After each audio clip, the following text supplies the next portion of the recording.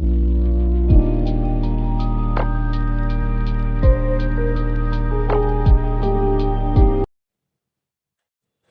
friends, today in this video we are discussing about Indian English Writers MCQ series part 5, question number 93 to 119. Previously already I have uploaded part 4, okay, part 1 to part 4. Part 1 से लेकर part 4 तक already Indian English writer के MCQ series मैंने upload की हुई है, आप उसे भी वॉच कर लीजिएगा. Let's start now part 5 question number 93 ना. ये देखो, ये ना इंडियन इंग्लिश राइटर का जो मीम्स एमसीक्यू सीरीज है, इसमें आपको राजा राव, आर के नारायण, सरोजिनी नायडू, रविन्द्रनाथ टैगोर ऐसे बहुत सारे राइटर के मिक्स क्वेश्चन मैंने इंक्लूड की हुई है. Okay, let's start now. Question number 93. Poem of Tagore was originally written in English. Okay, Rabindranath Tagore का ऐसा कौन सा पोएम है जो कि ओरिजिनली इंग्लिश लैंग्वेज में लिखा गया है? Because Rabindranath Tagore most of the works was first written in Bengali language and later in English, but some of the works also directly he wrote in English language and later it was translated into Bengali language. Okay, so Rabindranath Tagore का ऐसा बहुत से work तो है ही जो कि बंगाली से English को ट्रांसलेट किया हुआ है उन्होंने, पर ऐसा कौन सा वर्क है, ये हमारा क्वेश्चन है एमसीक्यू सीरीज में. ओके, कौन सा ऐसा वर्क है जो कि इंग्लिश में फर्स्ट लिखा गया था और लेटर बंगाली में ट्रांसलेट किया गया? The work is okay the child, ये पोएम उनका है. ओके, ये पोएम में उन्होंने इंग्लिश में फर्स्ट ट्रांसलेशन किया. Okay, so it was published in the year 1930 and later it was translated into Bengali language as the title शिशु तीर्थ. ओके, शिशु तीर्थ के टाइटल से बंगाली लैंग्वेज में ये वर्क उनका बाद में पब्लिश किया गया. नेक्स्ट देखो, the golden breath, Mulraj Anand का ये एक वर्क है. The golden breath, it's a literary criticism work and the publishing year is 1933. Publishing year क्या है? 1933. मूलराज आनंद का लिटरेरी क्रिटिसिज्म वर्क है the golden breath. And remember friends, the full title of this work is the golden breath, studies in 5 poets of the new India. ये उसका full title है, the golden breath, 5 studies in 5 poets of the new India. Okay, next देखो, Jagan and Mali are characters in Jagan and Mali, both characters are presented in R के Narayan the vendor of sweets. R के नारायण का एक work है vendor of sweets, इसमें ये दोनों character present किए हैं आर के नारायण ने. वो क्या है? जगन, एक कैरेक्टर है जगन एंड एक माली. ओके, जगन फादर है, माली इज जगन सन. माली कौन है? जगन का सन है. एंड जगन जो है protagonist of this work vendor of sweets. Vendor of sweets में जगन जो है वो फादर है, माली उसका सन है. एंड ये वर्क कब पब्लिश हुआ? 1967 में पब्लिश हुआ ये work. And what is the central theme of this work? Generation gap. इसमें आर के नारायण ने जनरेशन गैप शो किया है. Okay, and difference between tradition and modernity, इसमें ट्रेडिशन एंड मॉडर्निटी के बेस्ट डिफरेंस दिखाया गया है. Jagan the protagonist symbolizes simplicity, Gandhian ideals, while his son Mali seeks for western success. इसमें ये दिखाया गया है, जगन जो प्रोटैगोनिस्ट है ना, वो सिंप्लिसिटी एम्बडीज करता है, वो सिंप्लिसिटी शो करता है और वो गांधीयन आइडियोलॉजी से ज़्यादा इन्फ्लुएंस हुए हैं. ओके, एंड उसका जो सन है माली, वो वेस्टर्न ट्रेडिशन में चलना चाहता है. ओके, जनरेशन गैप इसमें दिखाया गया है, ट्रेडिशन एंड मॉडर्निटी में डिफरेंस दिखाया गया है. नेक्स्ट देखो, Arun Kolatkar received Commonwealth poetry prize for his poem. Arun Kolatkar ने जेजोरी जो उनका पोएट्री कलेक्शन है एंड इट इंक्लूड्स 31 पोएम्स, इसमें टोटल 31 पोएम्स हैं जेजोरी में. एंड ओके, इसी वर्क के लिए उनको मिला Commonwealth poetry prize. Jejuri work published in which year? 1976. 1976 में जेजोरी पब्लिकेशन या ये जो वर्क है जेजोरी, ये एक पोएट्री कलेक्शन है, कलेक्शन ऑफ पोएट्री है Jejuri. Okay, and remember friends, it's the Commonwealth poetry prize इनको इसी ईयर मिला 1977 में। 1977 में उनको कॉमनवेल्थ पोएट्री प्राइज मिला। And when the work published, Jejuri जो पोएट्री कलेक्शन में, it was published in the year 1976, before year publish हुआ, एंड 1977 में उनको कॉमनवेल्थ पोएट्री प्राइज इसी वर्क के लिए मिला। Okay, and it includes 31 poems about a visit to the pilgrimage town in Maharashtra.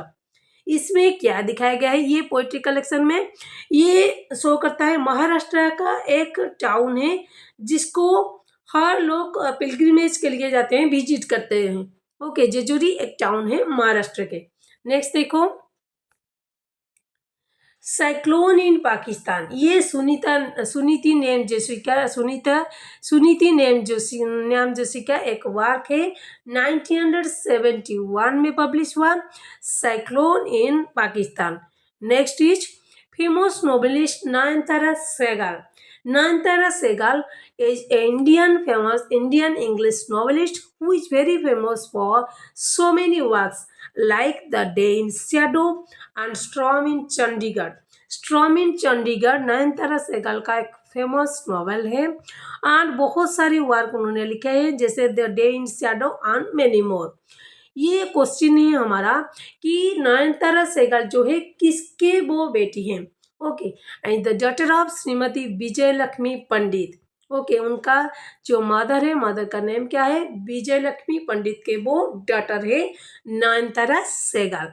और नयनतारा सहगल के जो फादर है उनके क्या नेम है, रंजीत सीताराम पंडित, जो कि बाय प्रोफेशन एक बैरिस्टर थे एंड स्कॉलर। ओके, सो ये जो विजय लक्ष्मी पंडित है वो कौन है बाय प्रोफेशन, वो क्या करते थे, she was an Indian politician, वो एक इंडियन पॉलिटिशियन है।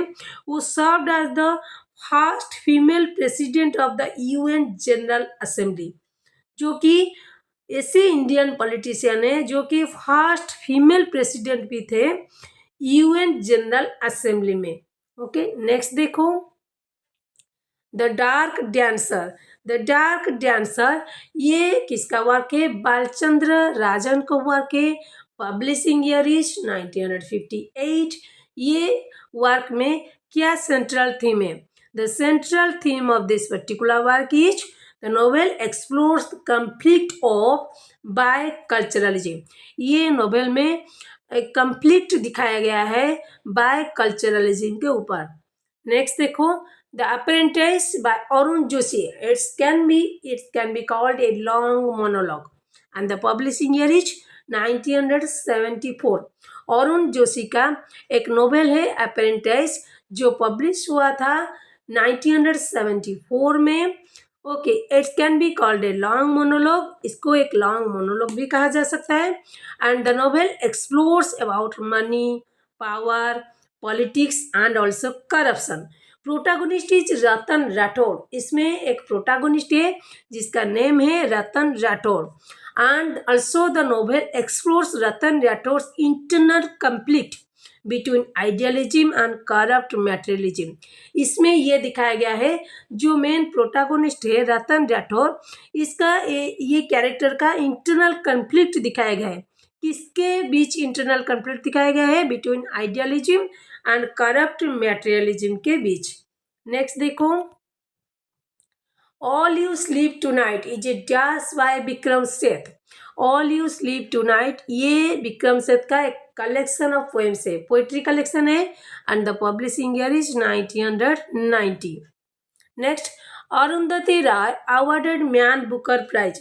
अरुंधति राय ने मैन बुकर प्राइज पाया था, कब उनको मिला मैन बुकर प्राइज और किस वर्क के लिए, गॉड ऑफ स्मॉल थिंग्स के लिए अरुंधति राय को मिला Man Booker prize. Okay, so publishing year and the award winning year is the same, remember friends. उनको जो God of small Things publish हुआ था 1997 में, उसी ईयर उनको मिला मैन बुकर प्राइज इसी वर्क के लिए। इसमें 2 सिस्टर्स हैं, ओके, एस्ता एंड राहेल उनके बारे में है, God of small things. Next देखो, रेज कावड़ा कैरेक्टर इन राजा राउस। रेज कावड़ा ये कैरेक्टर राजा राव के किस वर्क में है? The serpent and the rope. Serpent and the rope में रेज कावड़ा कैरेक्टर है। और भी बहुत सारे कैरेक्टर जैसे नेक्स्ट क्वेश्चन पर ऑलरेडी 104 में है। ओके, सो हम नेक्स्ट क्वेश्चन में भी इसके कैरेक्टर के बारे में बात करते हैं। फर्स्ट देखो, रेज कावड़ा ये कैरेक्टर किसमें है? The serpent and the Rope. And remember friends, for this work, Serpent and the Rope, okay, Raja Rao awarded Sahitya Academy Award in the year 1964. 1964 में उनको मिला Sahitya Akademi award. And the work published in which year? 1960। 1960 में ये work publish हुआ। कौन सा work? Then the serpent and the rope. और 1964 में उनको मिला Sahitya Akademi award. Okay, serpent and rope, what is the central theme of this work? Okay, it's the difference between illusion and reality. Illusion and reality के बीच difference इसमें show किया है, दिखाया है, प्रेजेंट किया है राजा राव ने। नेक्स्ट देखो, Rama and Madeleine are main characters. मैंने पहले भी कहा है, पिछले जो क्वेश्चन में एक कैरेक्टर है और भी बहुत सारे कैरेक्टर हैं। जो मेन कैरेक्टर है सर्पेंट एंड द रोप के, Rama and Madeleine. Next 105 now, Murthy, Archana, Rachna are characters in. Murthy, Archana, Rachna ये सारे कैरेक्टर्स कहाँ पर है? मूर्ति जो कि सेंट्रल कैरेक्टर है। ओके, कांथापुरा ये भी राजा राव का वर्क है। Kanthapura publishing year is 1938। 1938 में ये वर्क पब्लिश हुआ। ये it's can be called a Gandhian novel, इसको गांधीयन नोवेल भी कहा जाता है। नेक्स्ट देखो, Khushwant Singh was born in. Khushwant Singh कहाँ पर बॉर्न हुए थे? Hadali in Punjab Pakistan. And the year is 1915। Okay, Khushwant Singh जो कि इंडियन शॉर्ट स्टोरी राइटर हैं, ओके, एंड नोवेलिस्ट ऑल्सो हैं। वो हडली, ओके, पंजाब और जो कि नाउ पाकिस्तान में है, Hadali, okay, Hadali and Punjab Pakistan. And इनका जो बर्थ ईयर है वो क्या है? 2 फरवरी। ओके, 2 फरवरी 1915। Okay, so next question is, the introduction of Mulkraj Anand's novel Untouchable was written by। Mulk Raj Anand का एक वर्क है अनटचेबल। अनटचेबल पब्लिशिंग ईयर क्या है? 1935। 1935 में अनटचेबल आया था मुल्कराज आनंद का। ओके, जो जिसमें कैरेक्टर है कौन सा? लखा, बखा कैरेक्टर, ये सारे कैरेक्टर है। जो बखा जो कि प्रोटैगनिस्ट है, जो कि यंग स्वीपर है। ओके, सो इंट्रोडक्शन ये क्वेश्चन है हमारा कि उसका जो इंट्रोडक्शन पार्ट था, अनटचेबल तो लिखा हुआ है ना मुल्कराज आनंद ने, जो इंट्रोडक्टरी पार्ट होता है, जो introduction you can say also preface, जो प्रीफेस हुए है वो किसने लिखा हुआ है? वो लिखा हुआ है, ओके, किसने लिखा है? E.M. फोस्टर ने इसको लिखा हुआ है, E.M. Forster. And the publishing year ये अनटचेबल कब आया था? 1935 में। E.M. फोस्टर कौन है? British novelist and short story writer, जिसने लिखा है एक फेमस वर्क भी लिखा है और बहुत सारे भी वर्क लिखे हैं, where angels fear to tread. Okay, so E.M. Forster एक ब्रिटिश नोवेलिस्ट हैं और मुल्कराज आनंद के फ्रेंड भी हैं, क्लोज फ्रेंड हैं। ओके, सो इन्होंने इंट्रोडक्टरी पार्ट अनटचेबल का लिखा हुआ है। Next, Untouchable was set in. Untouchable का सेटिंग क्या है? कौन सा प्लेस में उसका सेटिंग है? बुलासा। नेक्स्ट 109 नाउ, लखा, बखा, रखा, सोहिनी आर कैरेक्टर्स इन। ओके, लखा, बखा, रखा एंड सोहिनी ये सारे कैरेक्टर्स अनटचेबल में हैं। ओके, जो कि बखा जो है, जो look at the second character, जो सेकेंड कैरेक्टर है Bakha, he is the protagonist. Okay, Bakha protagonist है। लखा जो है उसका फादर है एंड रखा जो है बखा का ब्रदर है एंड सोहिनी जो है बखा का सिस्टर है। सो फादर का ने लखा, ओके, एंड बखा जो है प्रोटैगनिस्ट है। ओके, लखा सन इज बखा एंड रखा कौन है? बखा का ब्रदर है और सोहिन है उसका सिस्टर। वखा जोई young sweeper by professor who always clean the latrines. Okay, जो कि लैट्रिन क्लीन करता है। And people called him untouchable, लोग उनको अनटचेबल कहते हैं क्योंकि वो लैट्रिन को क्लीन करता है। इसका क्या काम है, ये स्वीपर काम करता है। ओके, नेक्स्ट देखो, river has been mentioned in Swami and Friends. Swami and Friends, it's the work written, novel written by R.K. Narayan. ये R.K. नारायण का वर्क है। इसमें एक रिवर का मेंशन किया है राइटर ने। वो कौन सा रिवर है? सरायू रिवर है। स्वामी एंड फ्रेंड्स जो वर्क है, and it was published in which year? 1935 में पब्लिश हुआ। And remember friends, Swami and friends is the novel of R.K. Narayan in which he first time introduced his fictional town Malgudi. Swami and friends RK. Narayan का ऐसा work है जिस work को R K. Narayan ने first time उसमें introduce किया है, जो उनका फिक्शनल इमेजिनरी टाउन है। ओके, मालगुड़ी, इसमें फर्स्ट इंट्रोड्यूस हुआ है मालगुड़ी टाउन का। ओके, इसी वर्क में स्वामी एंड फ्रेंड्स में रुस्किन burn achieved Padma Bhushan. रुस्किन burn ने अचीव किया पद्म भूषण अवार्ड। कब मिला रुस्किन बर्न को पद्म भूषण अवार्ड? 2014 में उनको पद्म भूषण अवार्ड मिला। Next, across the black waters. Across the black waters, it's also work by Mulk Raj Anand, 1939 में आया ये वर्क उनका, जो कि ट्रिलोजी का एक पार्ट है। ओके, नेक्स्ट देखो, a pair of moustaches. A pair of moustaches written by Mulk Raj Anand. Again ये भी मूलकराज आनंद का वर्क है, a pair of moustaches. Next, character named P in the novel Swami and friends. Swami and friends में, जो कि आर.के. नारायण का नोवेल है, जिसमें आर.के. नारायण ने फर्स्ट टाइम मालगुड़ी टाउन का यूज किया हुआ है। ओके, इसमें एक कैरेक्टर है स्वामीनाथन जो है, वो तो मेन प्रोटैगनिस्ट है, और इसमें और भी एक कैरेक्टर है जो कि स्वामी का फ्रेंड है सामुएल, उसको पी नेम से क्लासमेट बुलाते थे। ओके, सो ये हमारा क्वेश्चन है, कौन सा कैरेक्टर है स्वामी एंड फ्रेंड्स में जिसको पी के नेम से बुला जाता है? ओके, लोग और क्लासमेट उसको बुलाते थे पी के नेम से, ये पी के नेम से बुलाते थे। ये कौन सा कैरेक्टर है? Samuel. Why Samuel is called pea? क्यों बोला जाता था सामुएल को pea? Because of is small height. Small height के लिए उसको पी के नेम से बुलाते थे क्लासमेट। नेक्स्ट देखो, called the white tiger in the novel the white Tiger. The white Tiger ये अरविंद अडिगा का नोवेल है, जो कि पब्लिश हुआ था 2008 में। इसमें ये नोवेल है, ओके, अरविंद अडिगा का ये नोवेल है, जिसमें अरविंद अडिगा का ये नोवेल है। ओके, सो ये नोवेल में अरविंद अडिगा ने किस कैरेक्टर को व्हाइट टाइगर का नेम दिया हुआ है? बलराम हलवाई। पब्लिशिंग ईयर क्या है? 2008। बलराम हलवाई को व्हाइट टाइगर कहा गया है। Why the man is called सो? क्यों इसको व्हाइट टाइगर का नेम दिया गया है, टाइटल दिया गया है?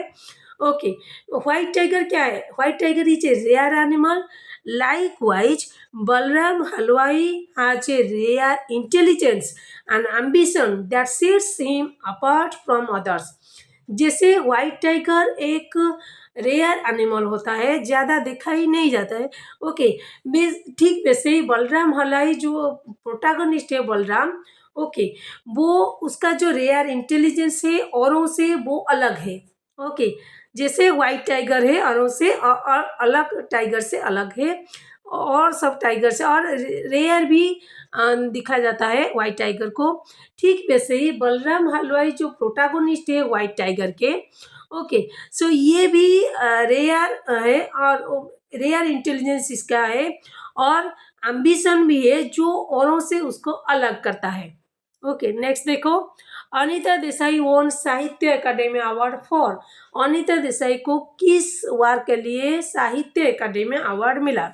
अनीता देसाई जो कि famous novelist and short story writer भी हैं। Okay, fire on the mountain, ये देखो, fire on the mountain, okay, 1978 में उनको मिला साहित्य अकादमी अवार्ड। ये है अवार्ड विनिंग, एंड लेटर जो लिखा हुआ है ये पब्लिशिंग ईयर है। ओके, सो 1977 में वर्क पब्लिश हुआ, 1978 में ये उनको मिला Sahitya Akademi award. Next question number 117 now, Salim Sinha is the narrator और प्रोटैगनिस्ट ऑफ। सलीम सिन्हा जो है नरेटर और you can say also protagonist, वो नरेटर भी हैं एज वेल एज प्रोटैगनिस्ट भी हैं। कौन है? Salim Sinha.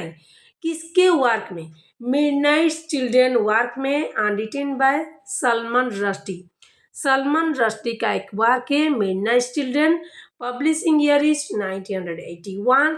And remember friends, for this particular work Midnight Children, Salman Rushdie won Booker Prize। Salman Rushdie को बुकर प्राइज मिला इसी वर्क के लिए, मिडनाइट चिल्ड्रन के लिए। इसमें जो नरेटर प्रोटैगनिस्ट कौन है? सलीम सिन्हा है।